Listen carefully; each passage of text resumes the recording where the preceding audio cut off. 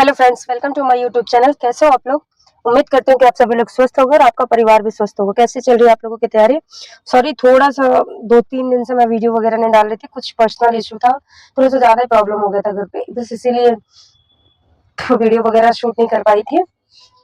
ठीक है, तो आज से हमारी क्लासेस पूरी कंटिन्यू होगी जैसे पुरानी हो रही थी। ठीक है, तो आज ये क्लास हमारी पीवाईक्यूज, जैसे हमारी एसएससी की पीवाईक्यूज चल रही थी उसी से रिलेटेड आज हमारी नेक्स्ट क्लास है। आज की हमारी 12th नंबर की क्लास है।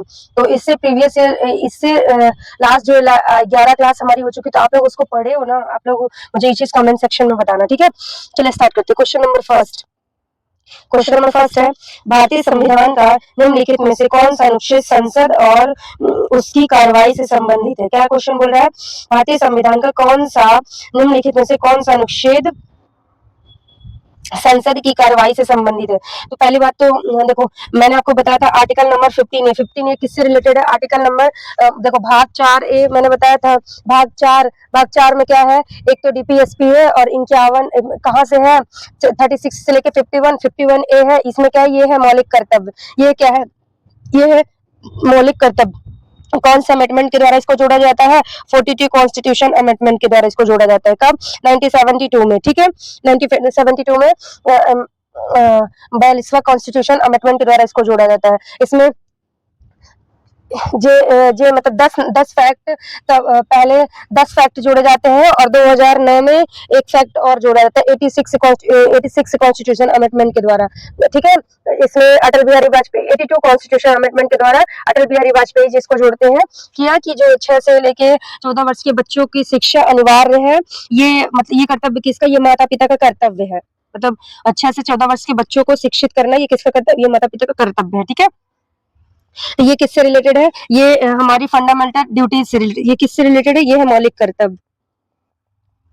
मौलिक कर्तव्य से रिलेटेड है। ठीक है, अब अगला है आर्टिकल नंबर 36 टू 51। ये क्या है? ये है डीपीएसपी।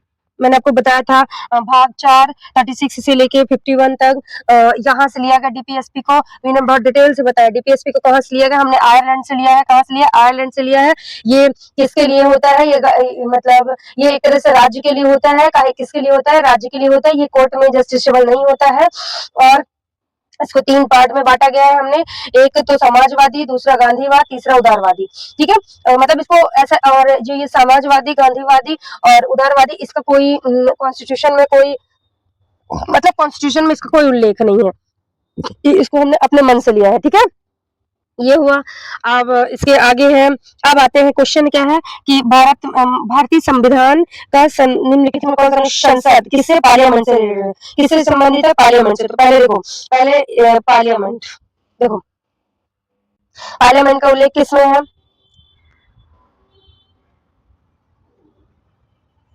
एक सेकेंड,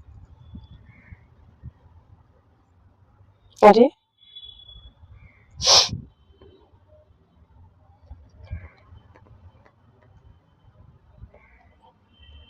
पार्लियामेंट। ठीक है, ये किसमें है? ये है भाग 5। क्या है? भाग 5 पार्ट 5। आर्टिकल कौन सा है? आर्टिकल 52 से लेके 151 तक। 52 151। ठीक है, 52 से लेके 151 तक है। अब इसमें अलग अलग पार्ट है। इसमें क्या है? इसमें अलग अलग पार्ट है। पहला पार्ट किससे रिलेटेड? मतलब देखो, आर्टिकल 52 से 78 मतलब एक तरह से राष्ट्रपति से रिलेटेड है। किससे रिलेटेड है? पहला भाग किससे रिलेटेड है? पार्ट फर्स्ट पार्ट किससे रिलेटेड है?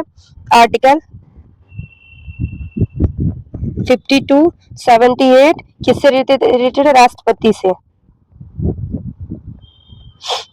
प्लस कार्यकाल।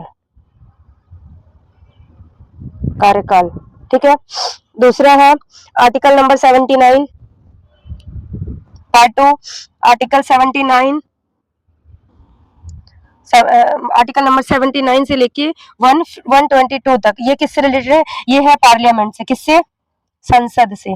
इसका संबंध किससे? आर्टिकल नंबर 79 से लेके 122 किससे रिलेटेड है? संसद से रिलेटेड है। तीसरा है पार्ट 3। थर्ड पार्ट किससे रिलेटेड है? 123 122 हो गया ना, 120, ये किससे रिलेटेड है? ये ऑर्गेनिक जर्नल से, किससे? जो हमारे देश का ऑर्गेनिक जर्नल होता है उससे रिलेटेड है, महान्यायवादी, महान्यायवादी से। आर्टिकल नंबर 123, ठीक है। चौथा पार्ट है वो किससे आर्टिकल नंबर 124 से लेकर 117 किससे रिलेटेड है? सुप्रीम कोर्ट से। किससे? 124 से 147 तक, किससे? 147 किससे रिलेटेड है? सुप्रीम कोर्ट से रिलेटेड है। भाग पांच किससे? 148 से लेके 151, 5 पार्ट 5 148 से लेके 151 तक, ठीक है। किससे रिलेटेड है? जो कॉम्पिटेटिव एंड ऑडिट जर्नल होता है, कंप्ट्रोलर एंड ऑडिट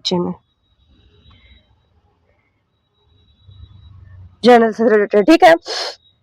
इसमें से देखो हमारी पहली, ठीक है, देखो फिर से जान लो, पार्लियामेंट किसमें है? भाग 5 में है। आर्टिकल कितने? आर्टिकल 52 से लेके 151 तक, किसमें? 52 से लेके 50, भाग 5 में। मैंने आपको 52 के बारे में मैंने पूरा अच्छे से बताया था। अब 52 से लेके 51 तक, 52 से किस रिलेटेड है? राष्ट्रपति, भारत की एक राष्ट्रपति, 52 से लेके 62 तक, किससे? 52 से लेके 62 तक सिर्फ राष्ट्रपति का पूरा कार्यकाल है। उसके बाद उपराष्ट्रपति, फिर संसद के कुछ कुछ सदन आते हैं, ठीक है, 52 से लेकर 78 तक, ठीक है। तो पहले देखो और 52 से 78 तक, जिसमें आर्टिकल नंबर 52, एक सेकेंड रुको, देखो पहले ये देखो कि जो संसद होती है, पार्लियामेंट का उल्लेख किसमें है? देखो भारत की शासन व्यवस्था किसके तीन, मतलब एक तरह से संसद, किसके? संसद का उल्लेख किसमें है? आर्टिकल नंबर 79 में। किसमें? 79 में इसका पार्टीशन है, ठीक है। इसमें क्या होता है? विधायिका कार्यपालिका न्यायपालिका नहीं, जो संसद होता है, एक सेकंड देखो, संसद जो होता है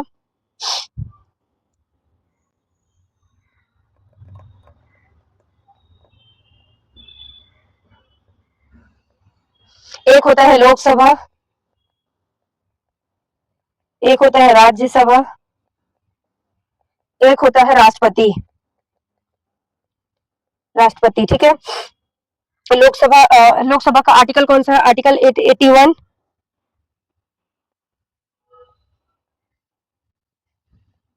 आर्टिकल 81। और एज कितनी होती है जो लोकसभा में? अगर कोई व्यक्ति लोकसभा का है तो वो इसकी एज कितनी है? 25 ईयर, ठीक है।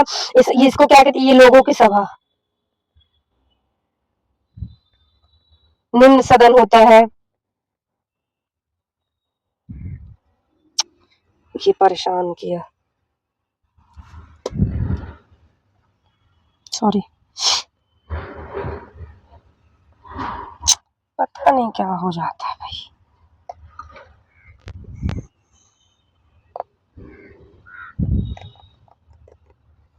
लोगों की सभा है, ये निम्न सदन होता है। क्या होता है? निम्न सदन होता है।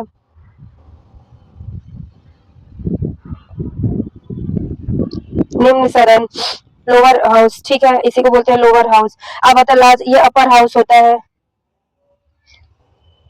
उच्च सदन उसको बोलते हैं हिंदी में, उच्च सदन। इसका आर्टिकल कौन सा है? आर्टिकल 80, ठीक है। और इसमें जो व्यक्ति काम करता है उसकी एज 13 ईयर। इसमें इसके लिए चुनने के लिए कि एक व्यक्ति की आयु कितनी होनी चाहिए? 30 वर्ष, ठीक है। और इसके अंदर क्या आता है? इसमें ये इसे काउंसिल ऑफ स्टेट के नाम से, मतलब इसे किस नाम से जाना था? इसे काउंसिल ऑफ स्टेट के नाम से भी जाना जाता है,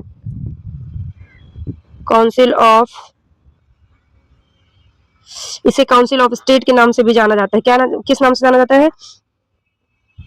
काउंसिल ऑफ स्टेट के नाम से भी जाना जाता है। और इसे मतलब जो प्रेसिडेंट है, प्रेसिडेंट को मैंने बता दिया था, आर्टिकल नंबर 52 से लेकर 62 तक। इसमें एज कितनी होती है? एज होती है 35। और देखो भारत का एक राष्ट्रपति होगा। मैं ये जो प्रेसिडेंट वाला है मैंने अच्छे से पढ़ाया कि मतलब जितने वो है तो इनका क्या मतलब, जो सारे 52 से लेकर, देखो आर्टिकल नंबर 52 क्या कहते हैं? भारत का एक राष्ट्रपति होगा। 53 क्या है? राष्ट्रपति कार्यपालिका का पदेन सभापति होगा। ठीक। 54 क्या बोलता है, राष्ट्रपति के चुनाव में जो मतलब जो व्यक्ति शामिल होंगे, तो 54 किसकी बात करता है, जो राष्ट्रपति के चुनाव में कौन कौन भाग लेंगे, तो इलेक्टेड एमएलए लेंगे और मतलब और क्या मतलब एक तो सारे एमएलए लेंगे और जो वहाँ क्या बोलते हैं यूनियन टेरिटरीज है वहां के भी इलेक्टेड एमएलए भाग लेंगे, ठीक है। और उसके बाद 54 है मतलब राष्ट्रपति का जो निर्वाचन तरीका होता है, तो मतलब निर्वाचन प्रणाली एक तरह से बोल सकते हैं। 54 में क्या है, निर्वाचन प्रणाली कैसी होती है, राष्ट्रपति के चुनाव की जो निर्वाचन पर वो एकल संक्रमणीय पद्धति होती है, क्या होता है, एकल संक्रमणीय पद्धति। 55 क्या है, सॉरी 55 हो गया। 56 क्या है, राष्ट्रपति के पदावधि मतलब उसका कार्यकाल कितना है, 5 वर्ष का होता है। 56 57 क्या है, री इलेक्शन मतलब जो राष्ट्रपति है वो दोबारा से री इलेक्ट हो सकता है। 58 क्या है, राष्ट्रपति मतलब किसी जो व्यक्ति है उसको राष्ट्रपति चुनने के लिए खुद के अंदर क्या क्या मतलब योग्यताएं होनी चाहिए, तो मतलब एक तरह से राष्ट्रपति बनने के लिए जो योग्यताएं हैं मैंने बताया, जैसे एज 35 ईयर होना चाहिए, वो किसी लाभार्थी पद पर नहीं होना चाहिए, पागल या दिवालिया घोषित नहीं होना चाहिए, ठीक है। 59 में है जो राष्ट्रपति पद की शर्तें हैं, जैसे मतलब मैंने बता दी, जैसे वही देखो 58 में है कि उसकी एज क्या होना चाहिए और मतलब जैसे वो एज क्या होनी चाहिए, पागल या दिवालिया नहीं होनी चाहिए, वो देश को संभालने के योग्य होना चाहिए, ये देखा जाता है। और 59 में वही पास ये देखा जाता है कि जो राष्ट्रपति का संसद या किसी राज्य के विधानमंडल पर किसी लाभ वाले पद पर वो लाभ के पद पर मतलब हो ना प्रेजेंट टाइम पे, एक वो देखा जाता है। 60 पे शपथ, 61 पे महाभियोग, 61 पे क्या है उसको हटाने की मतलब राष्ट्रपति को हटाने की पद्धति है महाभियोग। और 62 में क्या है, अगर राष्ट्रपति का पद खाली हो गया हो या फिर राष्ट्रपति का कार्यकाल समाप्त होने वाला हो तो उसके 6 महीने समाप्त होने के 6 महीने से पहले इलेक्शन करवा के उसका स्थान भरना, ठीक। ये मैंने आपको अच्छे से बता दिया था। अब मैंने बता दिया उच्च राज्य उसको लोकसभा को क्या बोलते हैं, लोकसभा को बोलते हैं लोगों की सभा, निम्न सदन इसको बोलते हैं, ठीक है। पहली मतलब इस्टेब्लिश कब हुआ था, इस्टेब्लिश कब हुआ था, 17 अप्रैल 1952 को, सॉरी एक सेकेंड, कब हुआ है 1952 को, ठीक है। और ये राज्यसभा कब हुआ है, तो ये हुआ है 3 अप्रैल 1952, ठीक है। इनकी फर्स्ट सिटिंग, सॉरी सॉरी, अरे what is this, first sitting कब हुई थी, फर्स्ट सिटिंग हुआ है 13 मई 1952 में, ठीक। राष्ट्रपति के बारे में मैंने आपको बता दिया। और 80 में मैंने बताया राज्यसभा का उल्लेख है, एज 30 ईयर होना चाहिए, 81 लोकसभा के लिए 25 वर्ष, और मतलब उल्लेख किसमें, आर्टिकल नंबर 81 में, ठीक। अब क्वेश्चन क्या बोल रहा है, देखो क्वेश्चन क्या बोल रहा है, भारतीय संविधान का निम्नलिखित में से कौन अवश्य संसद और उसकी कार्यवाही से रिलेटेड है, तो कौन होगा, 12 से 35 तो होगा नहीं, ये 12 से 35 किस में आ गया, ये फंडामेंटल राइट्स में आ गया, ठीक है। तो आंसर इसका क्या होगा, सी, आंसर क्या होगा, सी, ठीक। अब मैंने आपको ये पार्लियामेंट के बारे में मैंने सारी चीज एक जैसे एक चीज और जान लो, जैसे भारत में मैंने बताया मतलब संसद में कितने सदन होते हैं, लोकसभा, राज्यसभा और विधानसभा, मतलब एक होता है राष्ट्रपति, एक मैंने क्या बताया, देखो लोकसभा और राज्यसभा और मतलब राष्ट्रपति, ठीक है। और एक होता है भारत के शासन व्यवस्था, भारत के शासन व्यवस्था में 3 होते हैं, एक विधायिका, एक कार्यपालिका, एक होता है न्यायपालिका, कौन कौन, भारत की शासन व्यवस्था उसमें कितने लोग हैं, एक कार्यपालिका, विधायिका, कार्यपालिका, न्याय। विधायिका का काम क्या होता है, किसी भी कानून को कोई भी कानून बनाना किसका काम है, वो काम होता है विधायिका का, किसका काम होता है, विधायिका का काम क्या होता है, कानून बनाना, विधायिका का काम क्या होता है, कानून बनाना, कानून को लागू करना, एक तरह से कानून इम्प्लीमेंट करना, क्या, कानून को इम्प्लीमेंट करना, पास करना, वो काम किसका होता है, वो होता है कार्यपालिका का, काम का इम्प्लीमेंट करना क्या होता है, मतलब कार्यपालिका का, ठीक है। और न्यायपालिका का काम क्या है, न्यायपालिका का काम है देख रेख करना, क्या है, न्यायपालिका का काम क्या है, मतलब जो कानून बना है वो सही तरीके से चल रहा है, उसमें कोई लोग गलत उसका यूज तो नहीं कर रहे हैं, ठीक है। तो न्यायपालिका का काम क्या है, और देख रेख करना। जैसे विधायिका के अंदर लोकसभा राज्यसभा आया, लोकसभा राज्यसभा किसके अंदर आता है, ये आता है विधायिका के अंदर, ठीक है। संसद इसी के अंदर आता है, इसके अंदर क्या आता है, विधायिका के अंदर क्या है, संसद, इसके अंदर है संसद, लोकसभा में मैंने बताया 81 article number, Rajya Sabha article number 80, ठीक है। और पार्लियामेंट का उल्लेख किसमें, संसद 79 किसमें है, 79 में, ठीक है। कार्यपालिका राष्ट्रपति 52 से लेकर 62 तक, प्रधानमंत्री ये होता है 79 में, ठीक है। मंत्री पद मतलब देखो क्या होता है कि जो 74 से 78 तक है उसी के बीच में मतलब ये सारे हैं, मतलब जैसे प्रधानमंत्री, मंत्रिपरिषद, मैंने मतलब प्रधानमंत्री के लिए कोई स्पेसिफिक अलग से आर्टिकल थोड़ी है, वो भी तो काउंसिल मतलब एक तरह से वो मंत्रिपरिषद होता है, उस मंत्रिपरिषद में सबसे हेड कौन होता है, वो होता है प्रधानमंत्री, ठीक है। न्यायपालिका के अंदर जैसे सर्वोच्च न्यायालय, उच्चतम न्यायालय, जिला न्यायालय, ठीक है। चलिए क्वेश्चन नंबर दूसरा, भारत के राष्ट्रपति को हटाने के संबंध में निम्नलिखित में से कौन सा कथन सही है। अभी मैंने आपको बताया, मैंने अभी बताया ना, आर्टिकल नंबर 52 से 62, 60 में क्या था, 60 में शपथ, 60 में क्या है शपथ, 61 में क्या है, 61 में महाभियोग, इस 61 में क्या लिखा है, राष्ट्रपति का आर्टिकल नंबर 61 के थ्रू क्या, किस तरह 61 नंबर, आर्टिकल नंबर 61 से, किससे आर्टिकल, तो पहले देखो कुछ इसमें इंपॉर्टेंट, देखो आर्टिकल 61 से, पहली बात तो आर्टिकल 61 से क्या लिखा है, महाभियोग। अब ये क्वेश्चन में आपसे ये पूछ रही कि इसको हमने कहाँ से लिया है, आप मुझे ये कमेंट सेक्शन में बताओ कि हमने महाभियोग को कहाँ से लिया है, ठीक है।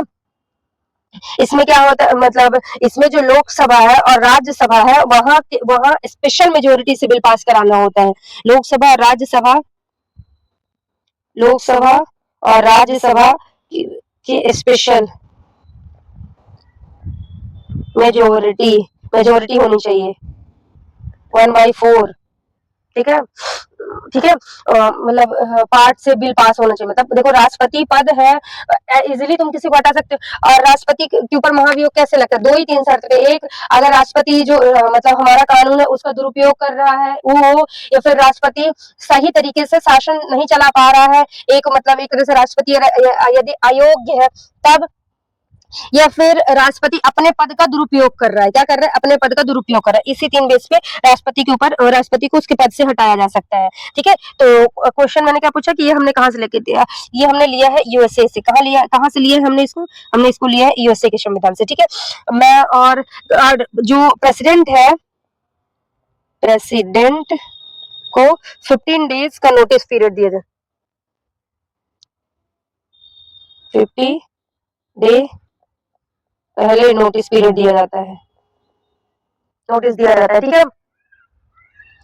और क्या बता सकते हैं, तो पहले तो इसका आंसर देख लो, पहला क्या है, महाभियोग की प्रक्रिया संसद के किसी भी सदन से शुरू हो सकती है, क्या महाभियोग, हाँ चाहे लोकसभा हो चाहे राज्यसभा, अगर हटाना है तो संसद की प्रक्रिया किसी सदन से चालू होती है, पहला तो सही है।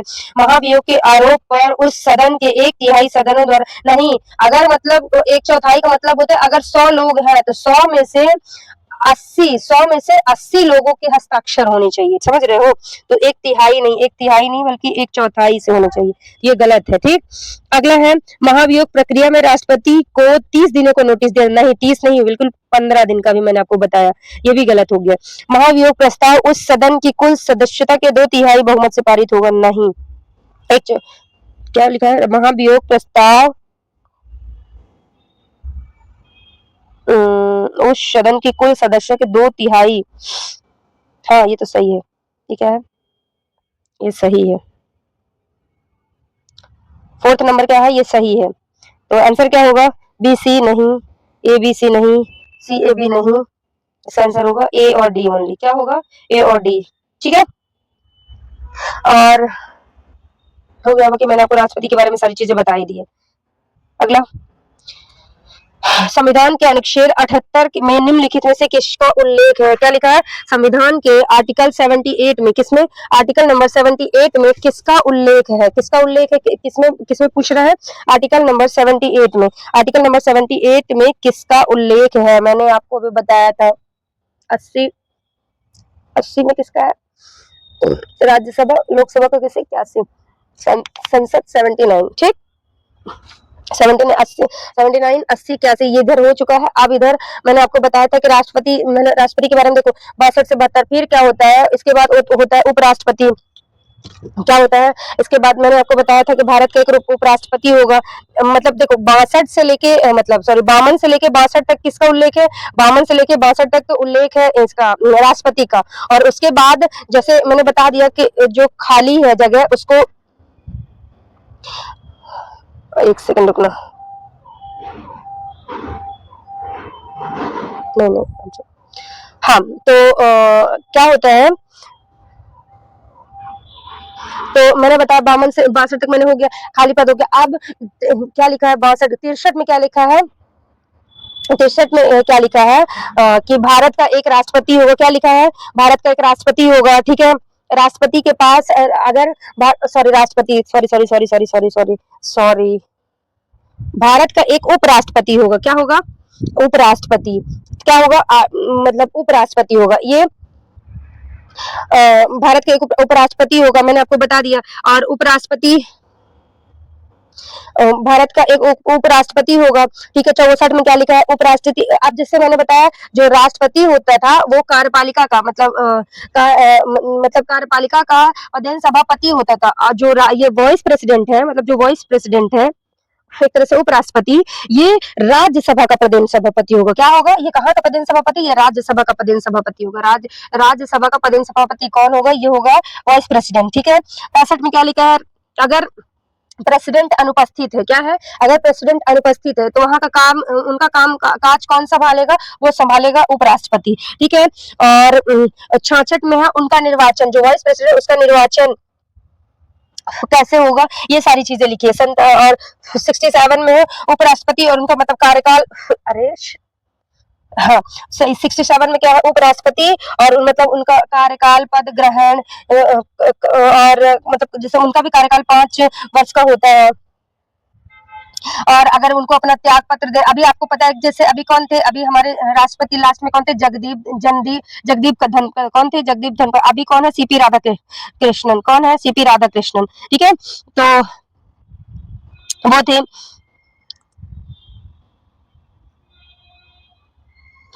और मैंने बता दिया 60 त्याग पत्र दे सकते हैं। 68 में उपराष्ट्रपति का कार्यकाल समाप्त होने से पहले चुनाव कराना, ठीक है। वही सेम चीजें, बस इसमें थोड़ा थोड़ा सा चेंज है। 69 में उपराष्ट्रपति द्वारा ली जाने वाली शपथ का उल्लेख, जैसे 60 में राष्ट्रपति के किसमें था, 60 में था, और इसमें 69 में ही शपथ है। 70 में है आकस्मिक परिस्थिति में राष्ट्रपति की कृतियों को निर्वहन करना, जैसे इमरजेंसी कोई वो है और राष्ट्रपति वहां अनुपस्थित है तो फिर उसका उनका काम उनका सारी चीजें कौन संभालेगा, वो काम होता है उपराष्ट्रपति का। और 71 यहाँ तक मैंने बताया था सीपी राधा वो मतलब सॉरी सॉरी सॉरी दिमाग में चले, मैंने बताया था ये चीज। 71 मैंने आपको 2-3 दिन बताया कि देखो 71 में क्या लिखा है, अगर राष्ट्रपति और उपराष्ट्रपति के चुनाव में कोई भी प्रॉब्लम परेशानी होती तो उसका निपटारा कौन करेगा, उसका निपटारा करेगा सुप्रीम कोर्ट। कौन करेगा, राष्ट्रपति और उपराष्ट्रपति के चुनाव से संबंधित संदेह मतलब जो भी प्रॉब्लम्स परेशानी आएंगी उसका निपटारा कौन करेगा, मतलब सुप्रीम कोर्ट उसका निपटारा करेगा, ठीक है।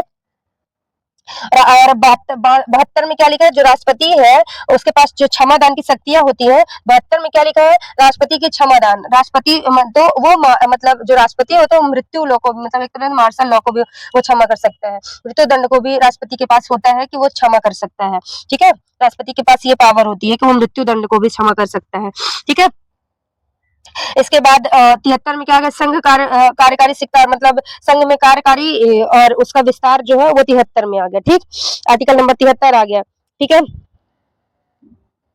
संविधान का अनुच्छेद अब फिर आता है 74 से 78 अब क्या आएगा, मैंने बता देखो पिछले क्वेश्चन में मैंने बताया था 79 से आ जा रहा है 122 तक पार्लियामेंट। अब मैंने बता दिया 71 72 73। 71 में क्या है, कोई प्रॉब्लम हुई तो कौन निपटारेगा, सुप्रीम कोर्ट। 72 में क्या है, क्षमादान, जो राष्ट्रपति की जो क्षमादान की शक्तियां होती है वो किसमें लिखी है, आर्टिकल नंबर 72।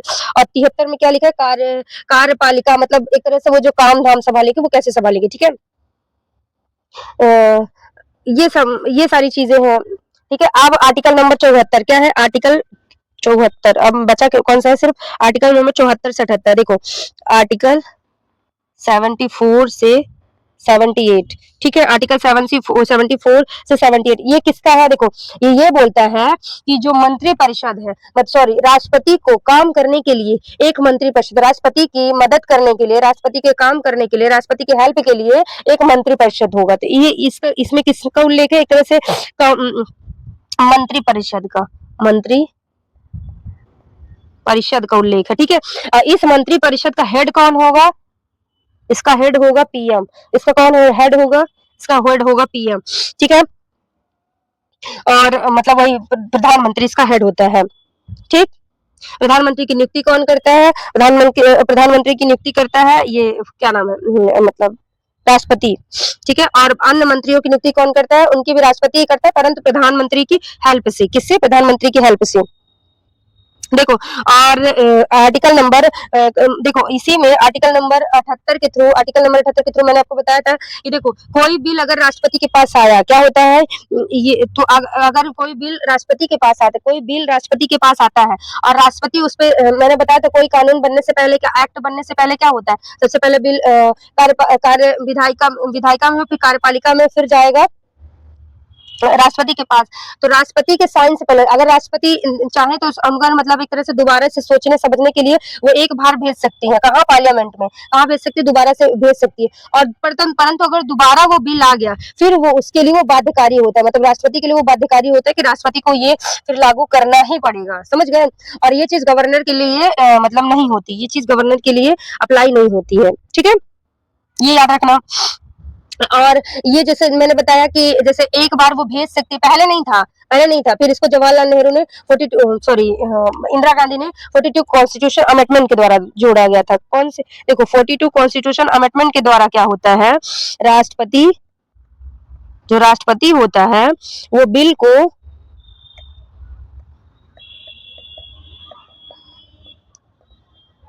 साइन से पहले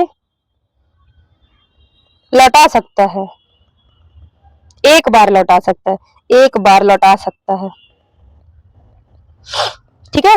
ये डिसाइड किया गया है, नहीं मतलब नहीं लौटा सकता, सॉरी उल्टा मैं बोल रही हूँ। ये क्योंकि 2 अमेंडमेंट हुए ना, राष्ट्रपति बिल को साइन से मतलब राष्ट्रपति जो है, जो संसद से बिल आया है उसको वो लौटा नहीं सकता है,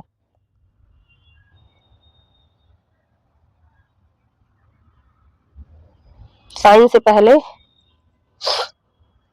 लौटा नहीं सकता है, ठीक है। और फिर 44th कॉन्स्टिट्यूशन अमेंडमेंट होता है, इसके द्वारा ये डिसाइड किया जाता है कि नहीं वो लौटा सकता है, एक बार लौटा सकता है, नहीं प्रेसिडेंट सिर्फ एक बार, only one time return parliament, एक बार वो भेज सकता है, एक बार भेज सकता है सोचने समझने के लिए, ठीक है, सिर्फ एक बार। ये किसमें लिखा है? ये कॉन्स्टिट्यूशन अमेंडमेंट में लिखा है, ठीक है। और मैंने आपको बताया कि ये चीजें किसके लिए मतलब जो क्या नाम है इसका, गवर्नर के लिए ये बाध्यकारी नहीं होती, ठीक, ठीक हो गया। अब है देखो, अब आर्टिकल नंबर अगला आर्टिकल है 77। देखो एक है आर्टिकल 77, ये क्या है? ये जो है भारत सरकार का जो कार्य संचालन उसको बताता है। आर्टिकल नंबर 77 क्या है? भारत सरकार के कार्य संचालन का, सॉरी के नहीं का, भारत सरकार का कार्य संचालन बताता है, ठीक है।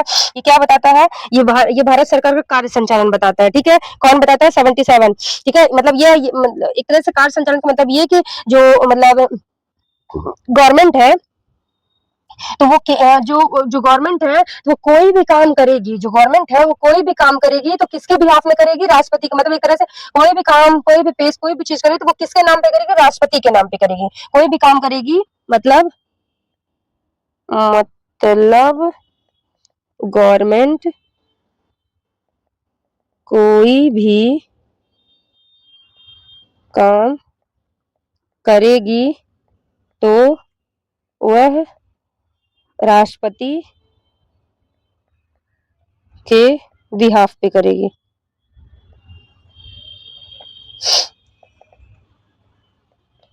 राष्ट्रपति के बिहाफ में करेगी। ठीक, ये किस में लिखा है? ये आर्टिकल नंबर 77 में लिखा है। ठीक है, अगला आर्टिकल है, एक और आर्टिकल है, आर्टिकल नंबर 78। आर्टिकल है 78। क्या है? Article number 78। इसमें क्या बोला जाता है? इसमें ये बताया गया कि प्रधानमंत्री का जो कर्तव्य है, प्रधानमंत्री का जो कर्तव्य है, मतलब एक तरह से राष्ट्रपति देखो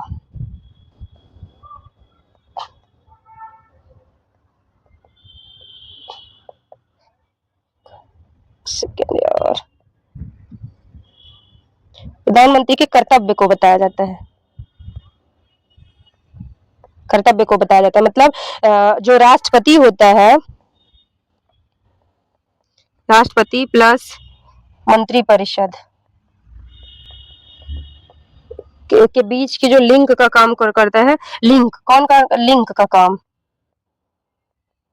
लिंक का काम कौन करता है? वो करता है प्रधानमंत्री। ठीक है, इन दोनों मतलब इन दोनों को एक तरह से जोड़ के, कोई देखो कोई भी बात ऐसी हुई कि जैसे एक मंत्री ने कोई चीज बताई, ठीक है, अब वो बात है और सारे मंत्रियों को नहीं पता है, तो वो अगर राष्ट्रपति को वो चीजें जाननी है तो वो किससे जानेगा? वो जानेगा, वो बोलेगा प्रधानमंत्री से। किससे बोलेगा? वो प्रधानमंत्री से बोलेगा। और फिर ऐसे ही मतलब जो प्रधानमंत्री है वो उसे कोई चीज बतानी है तो वो किससे बताएगा? वो सीधे राष्ट्रपति से बताएगा और मंत्री की चीजें। ठीक है, तो एक तरह से लिंक का काम कौन करता है? तो वो करता है प्रधानमंत्री। ठीक है, चले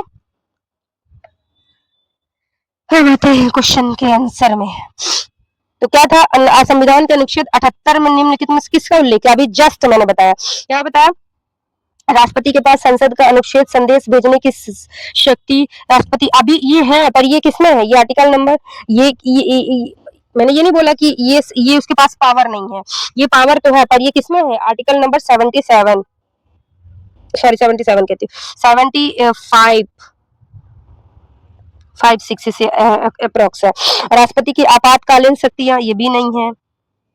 इमरजेंसी में जो राष्ट्रपति के पास क्या क्या शक्तियां होती हैं, ठीक है। राष्ट्रपति की मंत्रिपरिषद से जानकारी प्राप्त करने की शक्ति, प्रधानमंत्री का सरकार के निर्णय और नीतियों के बारे में राष्ट्रपति, ये है, ये देखो, ये है 78।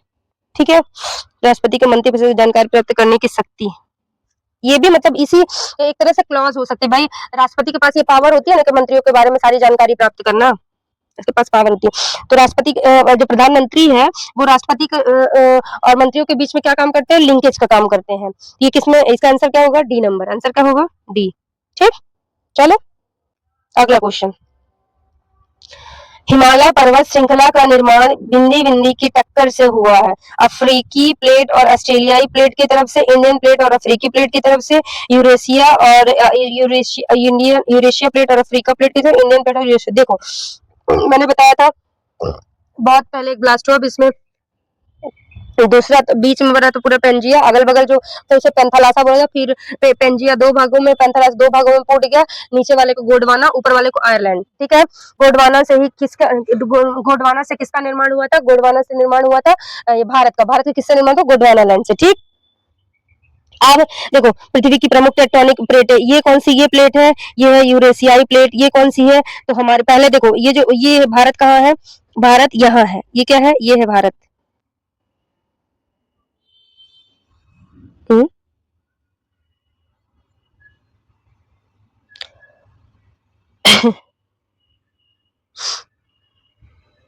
एक सेकेंड,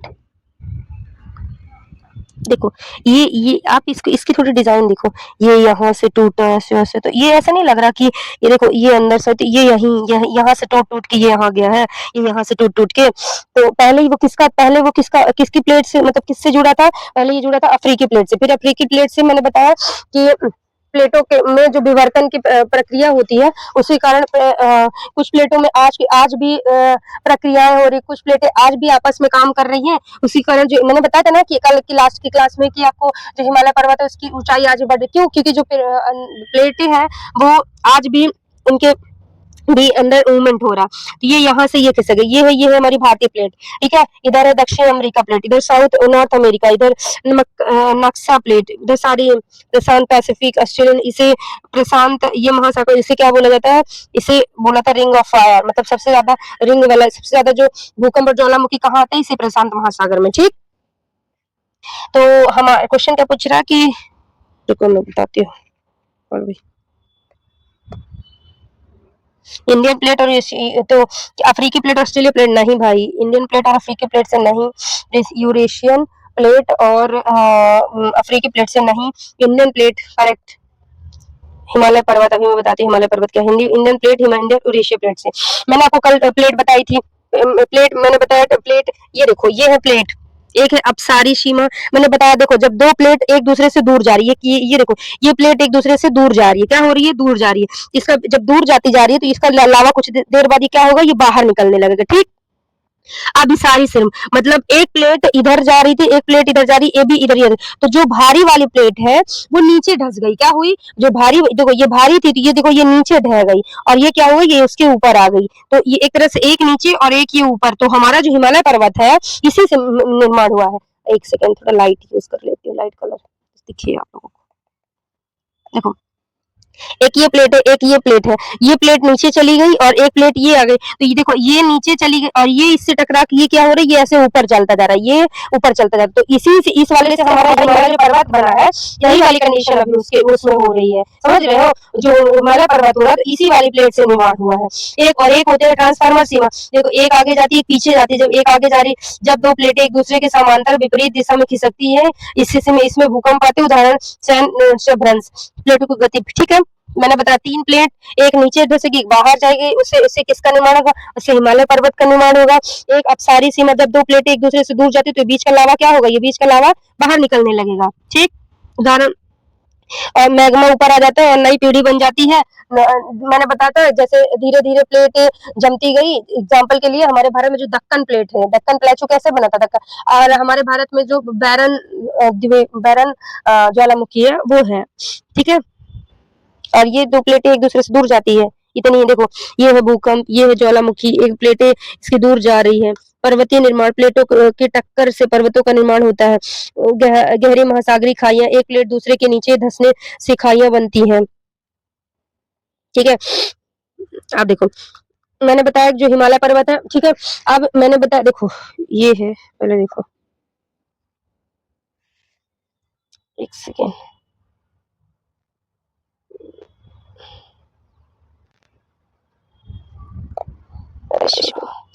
देखो जो हिमालय है इसमें कितने कितने प्रकार की प्लेटें हैं, तो पहले तो इसमें 4 प्रकार की प्लेट है। कौन पहले कितने प्रकार की प्लेट है, इसमें जो हमारा हिमालय है इसमें 4 प्रकार की प्लेट है, 1 2 3 4, ठीक।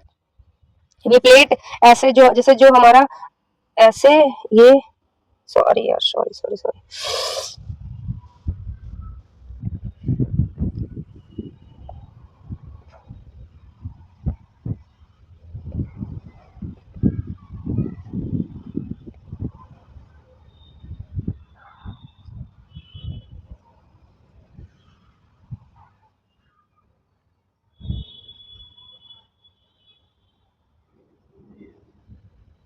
इधर चला जाएगा, ठीक है,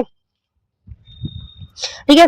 तो इस तरह का एक प्लेट हुई, तो ये जो हिमालय पर्वत है इसमें पहले तो मेन 4 प्लेट है, मेन सॉरी मेन कितने पर्वत है, 4 पर्वत है। कौन कौन से, इसको बोलते हैं हम ट्रांस हिमालय, इसको क्या बोलते हैं, इसको बोलते हैं ट्रांस हिमालय, ये बाहर वाले को क्या बोलते हैं, ट्रांस हिमालय,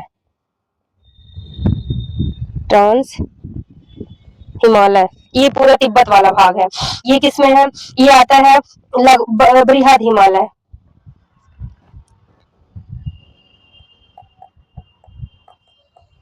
ये आता है मध्य हिमालय, मध्य हिमालय, और ये है शिवालिक, इसी को लघु हिमालय भी कहते हैं, शिवालिक, इसी को लघु हिमालय भी कहते हैं।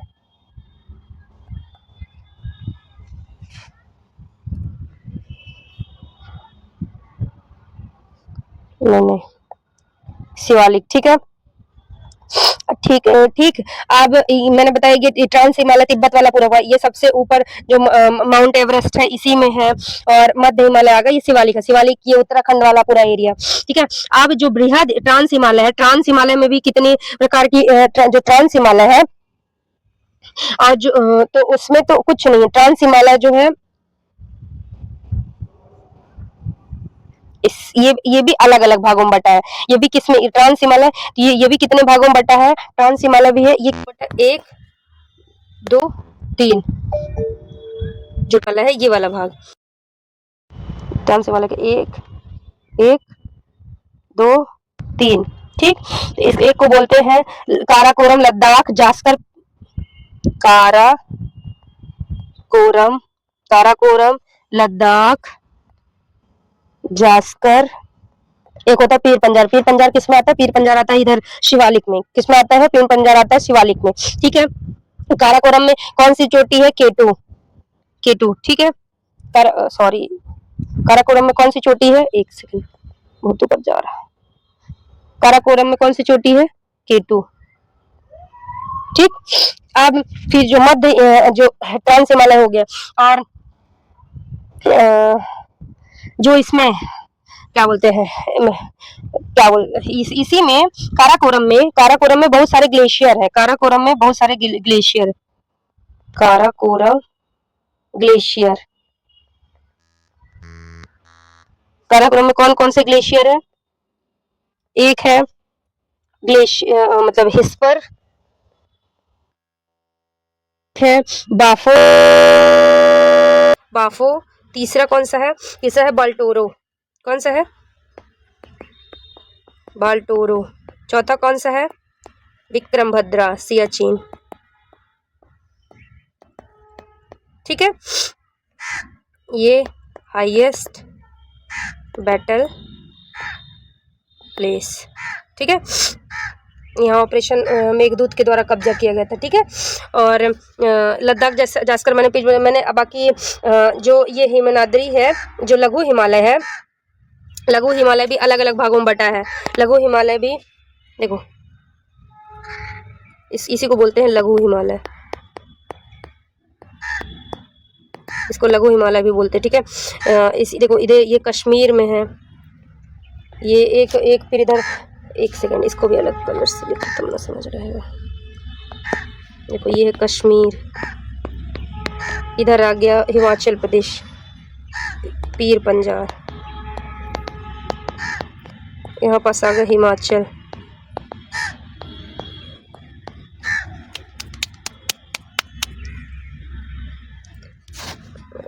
ऐसे ऐसे पूरा उसी में मिला जाए। एक सेकेंड रुकना, कश्मीर हो गया, what is this, shit trans Himalaya इधर है, अरे ट्रांस हिमालय, अरे व्हाट इज दिस,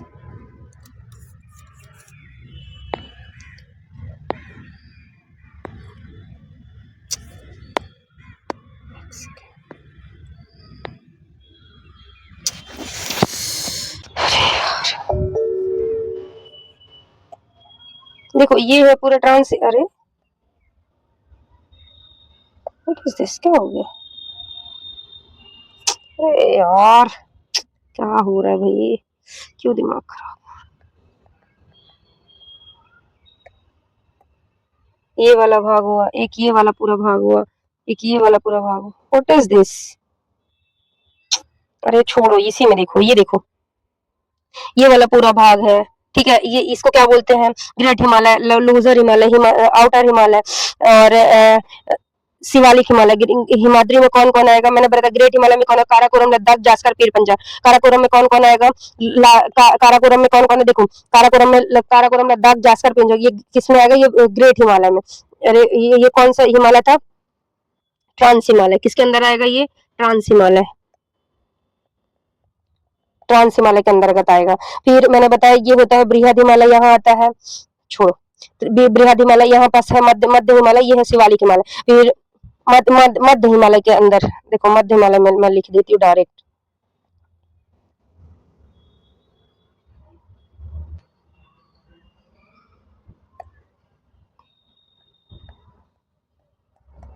मध्य हिमालय, ठीक है। इसमें क्या क्या आता है? कश्मीर, हिमाचल, पहले कश्मीर फिर हिमाचल आता है, और फिर इधर आता है नीचे उत्तराखंड, नेपाल। इसमें कौन कौन सी जगह है, कौन कौन सी मतलब चोटियां, मतलब एक तरह से हिल है, पर्वत है, इसको जान कहते हैं।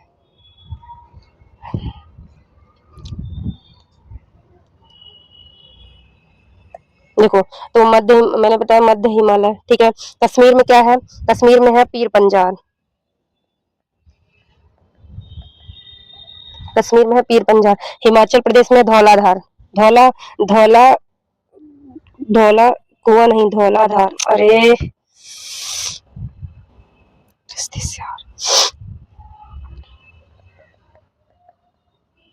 धौलाधार, ठीक है। उत्तराखंड में क्या है? उत्तराखंड में नाग तिब्बत। नाग तिब्बत। नेपाल में क्या है? महाभारत। ठीक, ये मध्य हिमालय का है पूरा।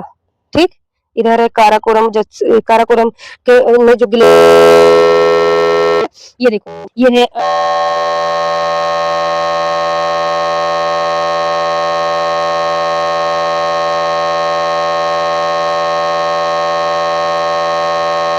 लघु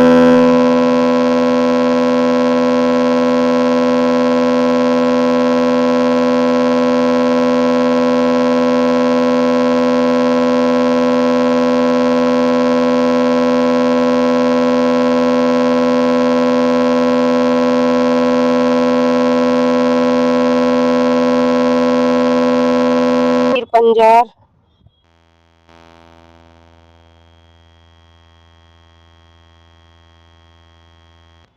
पीर पंजाल,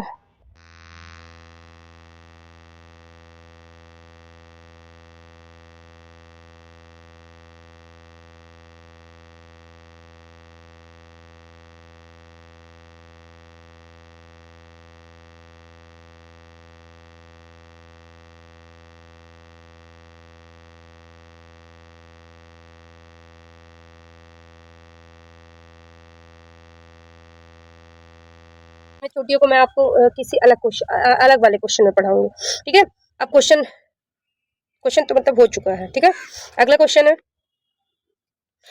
कर्क रेखा डेड 23.30 डिग्री उत्तरी अक्षांश उत्तर भारत के डेड डैश राज्य से होकर गुजरती, मतलब जो कर्क रेखा है भारत के कितने राज्यों से होकर गुजरती है? तो कितने राज्यों से? 8 राज्यों से। कौन कौन से हैं वो? गुजरात, राजस्थान, मध्य प्रदेश, छत्तीसगढ़ और क्या बोलते हैं, एक सेकंड देखो, एक तो इधर है गुजरात, राजस्थान, मध्य प्रदेश, छत्तीसगढ़, झारखंड, वेस्ट बंगाल, त्रिपुरा और इसका मिजोरम बोला जाता है। गुजरात, राजस्थान, मध्य प्रदेश, बस ऐसा मैप आप अपने माइंड में मैप रखो। मैप को देखो, जो ये जो क्या बोलते हैं, जो ये कर्क रेखा है, देखो पहले ये देखो अक्षांश, ये क्या है? ये है भूमध्य रेखा। ये कौन सी रेखा है? ये है भूमध्य रेखा। 0 डिग्री अक्षांश है। ये है 23 डिग्री नॉर्थ में क्या बोलते हैं? कर्क रेखा। 23 डिग्री साउथ को क्या बोलते हैं? मकर रेखा। ये है 66.5 डिग्री। ये है 66.5 ये है उत्तरी ध्रुव, ये है दक्षिणी ध्रुव। ये मतलब सबसे ठंडा एरिया ये दोनों एरिया है, ठीक है। ठीक है, और ये है कर्क रेखा, ये है मकर रेखा। ये है हमारा भारत। कहाँ है? ये रहा हमारा भारत। ये है हमारा भारत। कहाँ है हमारा भारत? इसमें ये रहा, यहाँ पास हमारा भारत है, ठीक है। ज्यादा मैं नीचे कर दी। हमारा भारत जो है वो यहाँ है, सॉरी, हमारा भारत जो है वो यहाँ पास है, ठीक है। यहाँ पास हमारा भारत है, ठीक है। और इसको बोलते हैं, मैंने बताया भूमध्य रेखा, कर्क रेखा 23.5 डिग्री नॉर्थ में, 23.5 डिग्री साउथ मकर रेखा को बोला जाता है। आप देखो जो मतलब तो इसी के बीच जो कर्क रेखा है, तो जो हमारा गुजरात वाला एरिया है, तो वहां से निकलती है। तो एक तरह से गुजरात के ऊपर वाला एरिया नहीं होगा, ऊपर वाले उसके नीचे, तो उसके बीच बीच तो कहाँ से निकल रही है? 8 राज्यों से होकर निकलती है। कहाँ से निकलती है? 8 राज्यों से होकर निकलती है। क्वेश्चन पूछे कौन कौन से राज्य है, तो देखो पहले कर्क रेखा 8 स्टेट से होकर निकलती है, ठीक है। कौन कौन से? गुजरात, राजस्थान, मध्य प्रदेश, छत्तीसगढ़, सीजी सॉरी क्या लिखा रहा, छत्तीसगढ़, वेस्ट बंगाल, छत्तीसगढ़ के बाद झारखंड भी तो लिख दो, कंटिन्यू लिखो, चलो कोई नहीं, झारखंड, त्रिपुरा, मिजोरम, ठीक। कितने राज्यों से? मिजोरम। तो क्वेश्चन क्या पूछा, कर्क रेखा भारत के किस राज्य से होकर गुजरती है? केरला, छत्तीसगढ़, महाराष्ट्र, पंजाब। तो आंसर क्या होगा? बी नंबर का। क्या होगा आंसर? B number. ठीक। अब एक क्वेश्चन ये आता है कि एक स्टेट से, अब एक क्वेश्चन ये भी है कि जो 22.5 जो हमारी समय रेखा कितनी है? 82.5 डिग्री। कौन सी है? 82.5 डिग्री। देखो मैं एक वही ले लेती हूँ चार्ट ही।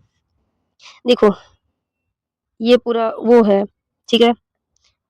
ये बीच में 0 डिग्री हो गई, इसको बोलते हैं विषुवत रेखा। ऊपर कौन सी हो गई? कर्क रेखा। ये हो गई मकर रेखा, ठीक है। 23.5 degree, 23.5 degree north south, 66 degree north south,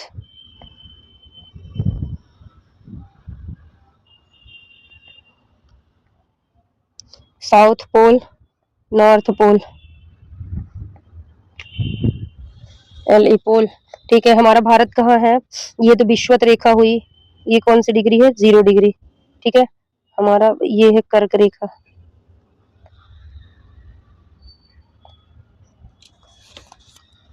ये क्या है? ये है कर्क रेखा, ये है मकर रेखा, ठीक है। ये देखो ना, सॉरी सॉरी, देखो ना, कर्क रेखा थी, मकर रेखा थी, और ये क्या है? भूमध्य रेखा। भूमध्य रेखा। जो हमारा भारत है, हमारा भारत यहाँ पास है, ठीक है। हमारा भारत यहाँ है, ठीक है। तो अभी मैंने बताया था ये कितने राज्यों से होकर अब यहीं से 82.5 डिग्री का कौन से इससे खींच दिए, नहीं इससे 82.5 डिग्री, कितना? 82.5 डिग्री जो समय रेखा है, यहाँ से ऐसे जाती है, ठीक। 82.5 ईस्ट, ठीक। ये कौन सी है? समय मानक समय रेखा। मानक समय रेखा कौन सी है? मानक समय रेखा। कौन सी है? ये है मानक समय रेखा, ठीक। क्वेश्चन पूछता है ये कितने राज्यों से होकर गुजरती है? तो मानक समय रेखा, मानक समय 5 से है वो है मध्य प्रदेश, उत्तर प्रदेश, एमपी, यूपी, छत्तीसगढ़, ओडिशा और आंध्र प्रदेश, ठीक है। ठीक। कौन कौन से?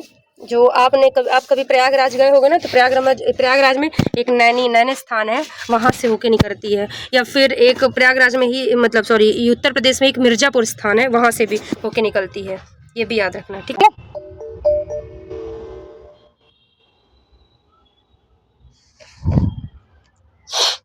ठीक है। तो क्वेश्चन क्या पूछा था? ठीक है, क्वेश्चन तो हो गया। अगला क्वेश्चन है, उत्तरी मैदान के प्रमुख क्षेत्रों के संदर्भ में भावर है। नदी तलों के किनारे पुरानी जलोढ़ मिट्टी मृदा जो मैदानी ऊंची सीढ़ी नुमा भूमि बनाती है। सिंधु नदी से लेकर तिस्ता नदी हिमालय के तलहटी के समांतर पश्चिमी पूर्वी दिशा में फैली लगभग 8 से 16 किलोमीटर एक लंबी संकरी पट्टी एक जलोढ़ मिट्टी से बनी यह मिट्टी तलकों के किनारे पर बाढ़ का मैदान बनाती है। उत्तरी मैदान मैंने आपको कल बताया था, मैंने आपको लास्ट की क्लास में बताया था। देखो जो नदी है कहाँ से निकलती है? नदी हिमालय से निकलती है। हिमालय के बाद मतलब पहली बात तो हिमालय में इसका स्रोत क्या होता है? ग्लेशियर। क्या होता है? ग्लेशियर। ग्लेशियर पिघले, यहाँ से बनी ग्लेशियर।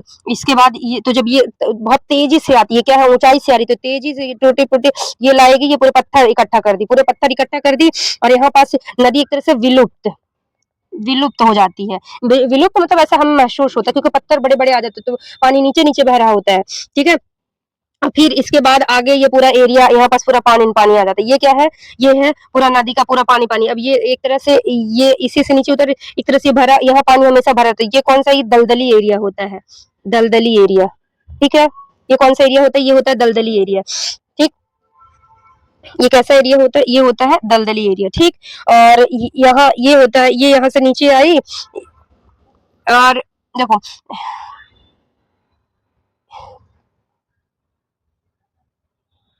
भागर खादर, ये है खादर, ये है पूरा खादर, ये जो बीचों बीचों नदी घाटी है, ये जो बीचों बीच भरे ये है खादर। और यहाँ फिर इसके बाद आता है तराई, तराई के बाद आता है बांगर और खादर। भागर मैंने बोला था बांगर, जहाँ मान लो कभी जैसे अभी बरसात के सीजन में, बरसात के सीजन में नदी ना बहुत दूर तक पानी बहुत तेज रहता है, बहुत ज्यादा रहता है, बारिश भी हो रही है तो नदी का फ्लो जो है बहुत तेज होता है, बहुत चौड़ाई में जाती है। तो नदी जहां तक चली जाती है, एक तरह से नदी में पानी बहुत दूर तक जहां तक पहुंचता है उसको क्या बोलते हैं, उस एरिया को क्या बोलते हैं, उसे बोलते हैं बांगर, उसे क्या बोलते हैं भांगर, भांगर, ठीक है। उसको क्या बोलते हैं, उसे भांगर बोले। और जहां फिर नदी ऐसे गर्मियों में सूख जाती है और सिर्फ जहां जहां पानी बनता है तो उसे बोलते हैं खादर। तो जहां नदी गई थी फिर चली आई तो वो एरिया ना, वो एरिया बहुत उपजाऊ होता है। जो गंगा का मैदान, उत्तरी मैदान, ये गंगा की नदी के कारण ये बहुत ज्यादा उपजाऊ, इसी के कारण उपजाऊ। तो जहां, बस इतना याद रखो, जहां तक पहले नदी गई थी उसको बोलेंगे भागर, जहां नदी अब बह रही है उसको बोलेंगे खादर, ठीक है। ठीक है, तो क्वेश्चन क्या बोलता है, क्वेश्चन क्या पूछ रहा था, नदी तलों के उत्तरी मैदान के प्रमुख क्षेत्र के संदर्भ में भावर कौन सी, क्या अभी मैंने क्या बताया, ये भावर, भावर, ये है भावर, ठीक है। देखो, नदी तलों के किनारे पुरानी जलोढ़ मिट्टी मृदा के मैदान में ऊंची सीढ़ी नुमा, नहीं, इसको क्या बोलते हैं, जब सीढ़ी नुमा उतर रही है, देखो ये सीढ़ी नुमा उतर रही है, ये जब सीढ़ी सीढ़ी, इसको क्या बोलते हैं, ये हिमेलिया, तो सीधे हिमालय से उतर ही रही है, उसको तो अभी तो हिमालयन नदी ही बोलेंगे। फिर सिंधु नदी से लेकर तीस्ता नदी हिमालय की तलहटी के समांतर, हिमालय की तलहटी के समांतर पश्चिम पूर्वी दिशा में फैली लगभग 8 से 16 किलोमीटर, करेक्ट, कितनी, 8 से 16 किलोमीटर तक ये फैली रहती हैं, ठीक है। इसको क्या बोलते हैं, इसे बांगर बोलते हैं, ठीक है। इसको क्या बोलते हैं, उसको बोलते हैं बांगर, बांगर, ठीक है। नई जलोढ़ मिट्टी से बनी यह मिट्टी तलों के किनारों पर बाढ़ के मैदान बनते हैं, नहीं, ये वो वाली है, मतलब तराई हुई, उसके आगे जहाँ दलदली है वो हो गया तराई, तराई के बाद अब हो गई भांगर, कौन सी, भागर, भागर वो जहां तक पानी गया था, और अब जहां पर उसे खादर, ठीक। उत्तरी मैदान में दक्षिण, तो इसका आंसर क्या होगा, इसका आंसर होगा बी नंबर, ठीक। और इसकी हेल्प से कौन सा एरिया, देखो जो इसकी सिंधु, कौन कौन सी नदी,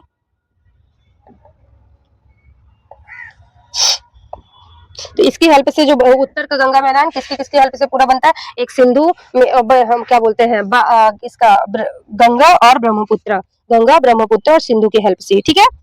चले अगला क्वेश्चन है, वल्लभी प्राचीन भारत का एक 5वीं से 8वीं शताब्दी तक राजवंश की राजधानी था। वल्लभी जो है प्राचीन भारत का एक शहर 5वीं से 8वीं शताब्दी का किस राजवंश का राजधानी था, इसका आंसर होगा चालुक्य, मैत्रेय वंश, वाकाटक वंश, पल्लव वंश। आंसर क्या होगा, चालुक्य मैंने आपको बताया, इसका आंसर क्या होगा, मैत्रेय वंश, ठीक है। अगला क्वेश्चन है, चलो फिर आपको धीरे धीरे मैं चालुक्य और चोल वगैरह के बारे में पढ़ा ही दी हूँ, फिर धीरे धीरे अगले, देखो टीपू सुल्तान में मैसूर का शासक बना। देखो जैसे हमारा एंग्लो मराठा वॉर होता है ना, कौन सा वॉर होता है, एंग्लो मराठा वॉर, उसी तरह होता है 4 एंग्लो मैसूर वॉर, कितने होते हैं, 4 एंग्लो मैसूर वॉर। देखो ये क्या है, व्हाट इज दिस, अरे सॉरी,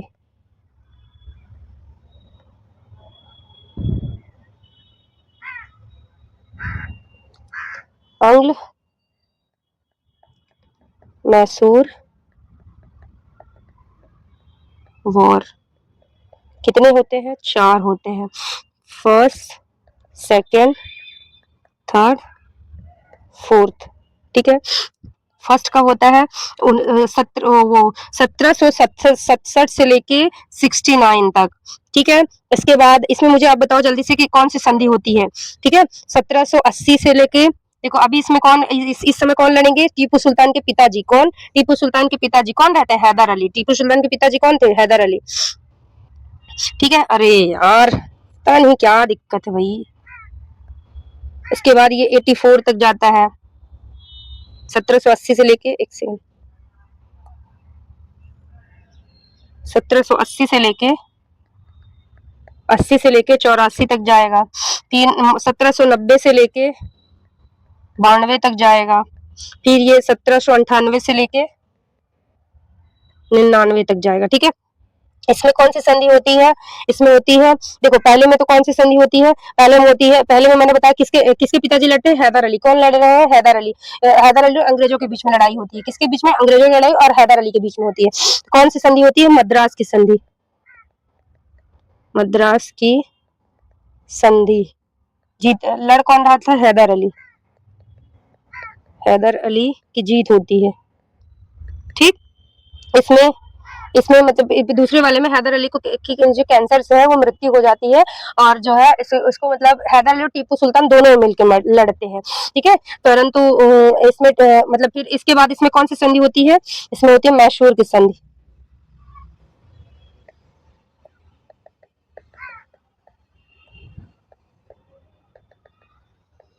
संधि, ठीक है। तीसरी कौन सी होती है? श्रीरंगपट्टनम की संधि। कौन सी?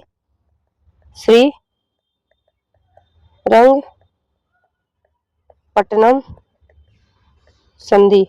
चौथी कौन सी होती है? टीपू, इसमें जो है टीपू मतलब डेड हो जाता है, टीपू मारा जाता है। टीपू, इसमें कोई संधि नहीं होती।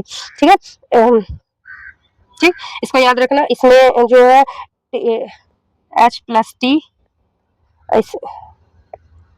H+T, इसमें सिर्फ T, इसमें T डेड। ठीक, तो क्वेश्चन क्या पूछ रहा है कि टीपू सुल्तान में मैसूर का शासक बना, कौन सी संधि होती है? मैसूर। तो कौन सी वाली? 1780 से लेके 84।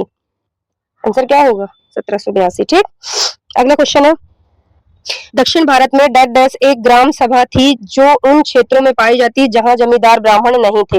देखो दो दो प्रकार की दक्षिण जो साउथ मतलब साउथ वाला डायनेस्टी था, वहां दो प्रकार की जो जमींदारी व्यवस्था थी। एक जिसमें ब्राह्मण रहते थे, एक जिसमें ब्राह्मण शामिल नहीं थे। तो जिसमें दो होती थी, एक उर होती थी। उर, उर कौन सी होती थी? उर होती थी जिसमें ब्राह्मण नहीं है, ब्राह्मण नहीं है। और जिसमें ब्राह्मण है वो कौन सी होती है? ब्राह्मण सभा। नहीं, उल्टा बोल दी। ब्राह्मण, क्वेश्चन क्या पूछा है? दक्षिण भारत में डैश डैश एक ग्राम सभा थी जो उन क्षेत्रों में पाई जाती है जहां ब्राह्मण नहीं थे। सही थी, सही है। फिर आंसर, तो इसका देखो आंसर क्या होगा? आंसर इसका उर होगा। ब्राह्मण इसमें नहीं पाए जाते थे, या जिसमें ब्राह्मण ब्राह्मण युक्त, उसको क्या बोला जाता था? उसको बोलते थे ब्राह्मण सभा। क्या बोलते थे? उसको बोलते हैं सभा। सभा, ठीक। और जिसमें ब्राह्मण नहीं तो उसको बोलते थे उर। ठीक है, और ठीक है, क्वेश्चन नंबर 10 है, निम्नलिखित में से किस मंदिर के निर्माताओं ने उस समय के सबसे ऊंचे शिखर के शीर्ष पर 90 टन पत्थर रखने के लिए 4 किलो लंबी ढलान का निर्माण किया था? सूर्य मंदिर नहीं, राजेश्वर मंदिर नहीं, कांदरिया महादेव मंदिर नहीं, गंगई कोंड मंदिर। कौन सा होगा इसका आंसर? इसका आंसर होगा डी नंबर।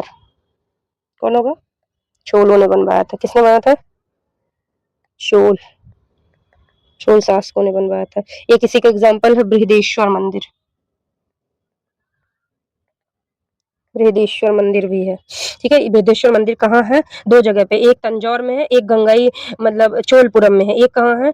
चोलपुरम में है। ठीक है, और चोला जो थे एक भूमि मतलब चोल जो थे वो भूमि दान करते थे। वो तो जो भूमि दान करते थे उसका अलग अलग ही ना, जैसे अगर वो स्कूल के लिए दान किए हैं तो उसको बोलते थे साल भोगा। जो ब्राह्मणों के लिए दान किए तो उसको बोलते ब्रह्मदेव। जो मंदिर के लिए अगर दान किए तो उसको बोलते थे देवदान। और जो जेंट्स के लिए मतलब डोनेट करते थे उसको बोलते थे पल्लिच नगम। क्या बोलते थे? पल्लिच नगम। क्या बोलते थे? पल्लिच नगम। ठीक, और जैसे जैसे ये इसमें लिखा सूर्य मंदिर। सूर्य मंदिर कहाँ है? कोणार्क।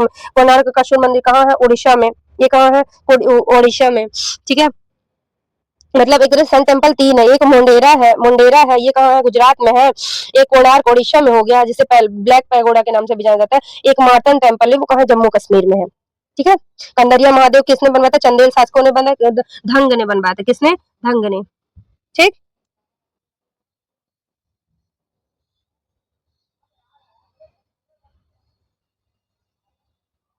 देखो तो मैंने बताया कि आपको पता होना चाहिए कि जो मतलब अपने भारत में है तो ये यहाँ मंदिर कितने ज्यादातर शैलियों में, इसमें 3 शैली, एक सब उत्तरी भारत में कौन सी शैली पाई जाती है, उत्तरी भारत में नागर शैली, और दक्षिणी भारत में कौन सी पाई जाती है, दक्षिणी साइड में द्रविड़ शैली। देखो ये होती है नागर शैली। इसमें क्या होता है, देखो दोनों में मतलब कॉमन क्या है, दोनों में कॉमन ये है कि जहाँ भगवान को रखा जाता है, जहाँ जहाँ प्रॉपर भगवान को रखा जाता है, उनको उसको क्या बोला जाता है, उससे बोलता है गर्भगृह। उससे क्या बोला जाता है, उससे बोला जाता है गर्भगृह। क्या बोला जाता है, गर्भगृह। देखो जहाँ भगवान को रखा जाता है उसको बोलता है गर्भगृह। ये दोनों में बोला जाता है, ठीक है। ये क्या बोला जाता है, ये दोनों में बोला जाता है, ठीक है। और और देखो और जो ये मतलब हमारे नॉर्थ के ये मंदिर है, ये किस शैली में बने, ये पंचायतन शैली में, पंचायतन शैली में बने हैं। कौन सी शैली में बनी, ये पंचायतन शैली में। देखो ये सबसे ऊपर ये जो ये इसको बोलते हैं इसे कलश, ये इसको क्या बोलते हैं, इसे अमलक बोला जाता है। इस वाले को इसको बोलते हैं इसे शिखर, इसी में उसमें अंडप बोला जाता है, उसमें क्या अंडप बोला जाता है।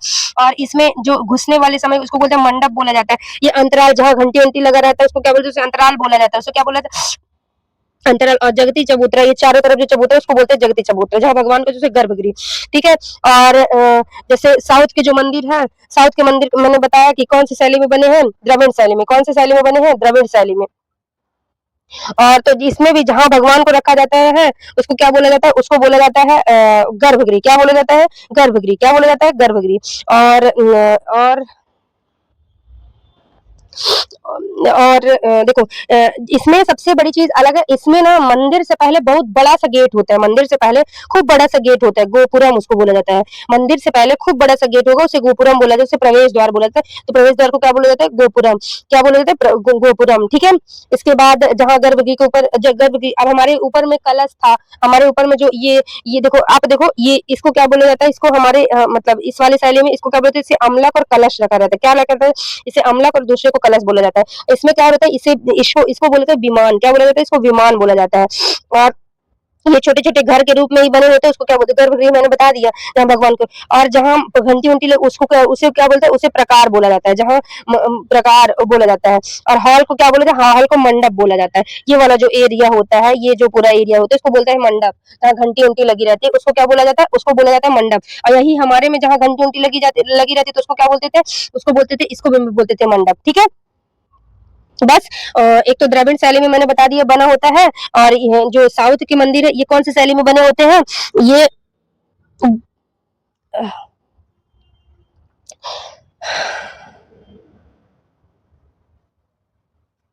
द्रविड़ शैली में बने होते हैं, ठीक है।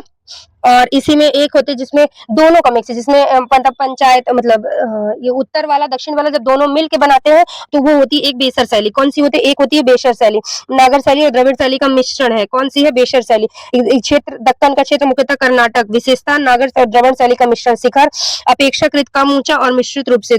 दुर्गा मंदिर एहोल का दुर्गा मंदिर, और विरूपाक्ष मंदिर है, होयलेश्वर मंदिर, ठीक है। प्रमुख चालुक्य और होयसल वंश ने इसी तरह के मंदिर बनवाए थे। कौन कौन से किस शैली में, वेशर शैली में, ठीक है। अगला क्वेश्चन है कृषि का वैश्वीकरण का संकेत क्या है। कृषि का वैश्वीकरण मतलब व्यवसाय करने का संकेत क्या है, तो इसका संकेत आय आदेश, उपभोक्ता का अधिकेश, विपणन। नहीं, इसका आंसर होगा डी नंबर। क्या होगा, डी नंबर, ठीक है। अगला क्वेश्चन है कौन सी तरंग ध्वनि तरंग की गति के समांतर दोलन करती है। कौन सी तरंग ध्वनि तरंग की गति के समांतर दोलन करती है, कौन सी है, यांत्रिक तरंग, विद्युत चुंबकीय तरंग, अनुप्रस्थ तरंग। तो यहाँ आंसर क्या होगा, आंसर होगा डी नंबर, अनुप्रस्थ अनुदैर्ध्य तरंग। कौन होती है, अनुदैर्ध्य तरंग। देखो तरंग कितने टाइप की होती है, तरंग मेन होती है यांत्रिक, एक होती है नॉन यांत्रिक। यांत्रिक मतलब होती है जो निर्वात में प्रवाहित नहीं हो सकती, मतलब एक तरह से वायु में जो नहीं चल सकती, वो होती है यांत्रिक। और एक होती है जो वैक्यूम में भी चल सकती है, मतलब वॉल्यूम वैक्यूम में भी चल सकती है, हवा ओवा में भी चल सकती है, ठीक है। जैसे लाइट वेव, जो लाइट प्रकाश है वो कहाँ चलता है, वो हवा में तो चल रहा है ना। और जो नॉन यांत्रिक होता है उसका ध्रुवीकरण किया जा सकता है। नॉन नॉन यांत्रिक तरंग में आती कौन, नॉन यांत्रिक तरंग के अंदर कौन आती है, अनुप्रस्थ तरंग। और जो अनुदैर्ध्य होती है ये यांत्रिक तरंग के अंदर है, इसका ध्रुवीकरण किया जा सकता है। देखो फिर इसके बाद होती है एक अनुप्रस्थ, एक होती है अनुदैर्ध्य, ठीक है। अनुप्रस्थ कणों का कंपन करने की दिशा के लंबवत होती है, कणों का कंपन तरंग की दिशा के समांतर होती है, ठीक है।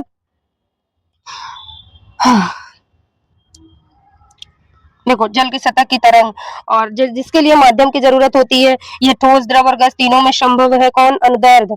कौन? अनुदैर्ध्य जो है ठोस, द्रव तीनों में चल सकती है। और ध्वनि तरंग जैसे वायु में वायु में, धूप में, भूकंप, पी तरंग, संपीड़न और विरल, ठीक है। और प्रमुख और जो अनुप्रस्थ तरंग है, ये मुख्यतः ठोस में आसानी से उत्पन्न होती है। ठोस में तो आसानी से, बाकी सारी चीजों में थोड़ा सा। बाकी इसका सूत्र होता है V इज इक्वल टू आवृत्ति, मतलब फ्रीक्वेंसी इंटू लैम्ब्डा, ठीक है। आगे चले, अगला क्वेश्चन है, स्तंभ ए के अंतर्गत दिए गए बिंदुओं को स्तंभ बी के अंतर्गत दिए गए बिंदुओं से सुमेलित कीजिए। मलेरिया, मलेरिया किससे होता है? प्लाज्मोडियम साल्मोनेला टाइफाइड किससे होगा? Salmonella typhoid. पहले का क्या होगा? पहले का डी। डायरिया रोटा वायरस से होता है। टाइफाइड साल्मोनेला टाइफी से होता है। कॉलरा विब्रियो कॉलेरी से होता है। क्या होगा? तो फिर 4 3 2 1, 4 4 4 4, 1 का चौथा ये है, 4 3 2 1, ठीक। अगला क्वेश्चन है, निम्नलिखित से कौन सा क्षारीयता का सही क्रम है? क्षारीयता मैंने आपको बता दिया। क्षारीयता का क्रम कौन सा है? लिथियम, ऑक्सीजन और सोडियम। हलीना हलीना करे रब से फरियाद बेटा मांगे कार्य बापरा जी।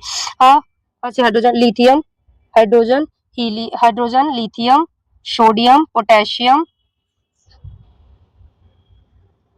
Sodium, potassium. इसका आंसर क्या होगा? आंसर होगा ए नंबर। क्या होगा? ए नंबर।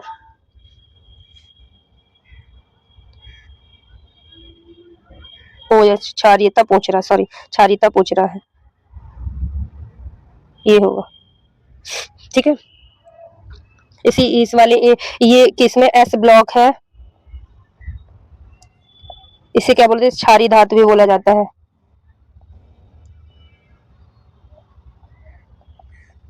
क्षारीय धातु, ठीक है। ये जल में सॉल्युबल होते हैं, जल में घुलनशील, ठीक। अगला क्वेश्चन है, आज का हमारा लास्ट क्वेश्चन है। देखो ये है अम्ल, और मैंने आपको ये अम्ल क्षार वाला तो बता दिया। अम्ल और क्षार अगर एक किसी उसमें है तो वो क्या बनाते हैं? जल बनाते हैं। क्या बोलते थे? मतलब एक तरह से वो अभिक्रिया उदासीन हो जाती है, तो जल और पानी, मतलब पानी और लवण बनाते हैं, ठीक है। क्षारकता ये देखो, लिथियम, सोडियम, पोटेशियम, रुबिडियम।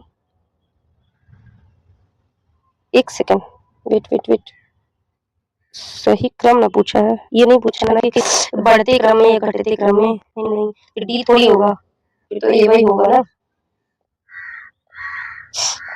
ठीक। अगला क्वेश्चन है, सॉरी, अगला क्वेश्चन है, निम्नलिखित में से कौन सा पश्चिम बंगाल का पारंपरिक मुखौटा नृत्य है? पश्चिम बंगाल का पारंपरिक मुखौटा नृत्य किसे बोलते हैं? गंभीरा को। किसको बोला जाता है? बोला जाता है, ये बोला जाता है गंभीरा को। जवारा कहाँ का है? ये मध्य प्रदेश का है। गिद्दा कहाँ का है? पंजाब का है। कावड़ी कहाँ का है? ये है तमिलनाडु। ये कावड़ जो अपने इधर चलती है उससे भी खतरनाक होती है, मतलब ऐसा उसमें आपको पता है साउथ में भगवान मुरुगन को बहुत ज्यादा मानते हैं, तो उन्हीं से रिलेटेड ये यात्रा मानी जाती है, ठीक है। चलिए मिलते हैं कल, सेशन अच्छा लगे प्लीज लाइक शेयर सब्सक्राइब करना, थैंक यू। एंड कल से फिर हमारी डेली कंटिन्यू क्लास होगी। बाकी जो अभी थोड़ा सा कुछ जरूरी काम था इसीलिए क्लास मिस हुई थी, बाकी कुछ नहीं इशू है। चलिए मिलते हैं कल, thank you for watching, bye.